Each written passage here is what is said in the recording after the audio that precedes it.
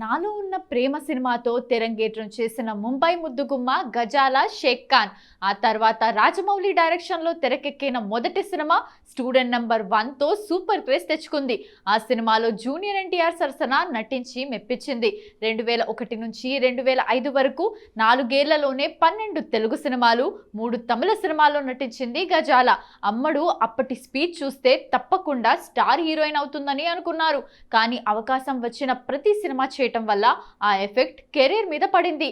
అలా అమ్మడి గ్రాఫ్ పడిపోతూ వచ్చింది. 2005లో శ్రావణ మాసం సినిమాలో నటించిన ఈ అమ్మడు ఆ తర్వాత పెద్దగా ఛాన్సులు దక్కించుకోలేదు. ఆ తర్వాత పూర్తిగా తమిళంలో వరుస సినిమాలు చేస్తూ కన్నడలో 1, మలయాళంలో 2 సినిమాలు చేసింది గజాల. దాదాపు 19 ఏళ్ల తర్వాత మళ్ళీ సోషల్ మీడియాలోకి వచ్చింది గజాల. ఇన్స్టా వేదికగా ఫోటోలను షేర్ చేస్తూ ఫాలోవర్స్ను పెంచుకునే పనిలో పడింది. గజాల ఇప్పటి ఫోటోలు చూస్తే అమ్మడిలో గ్లామర్ అలానే ఉందని అనిపిస్తుంది.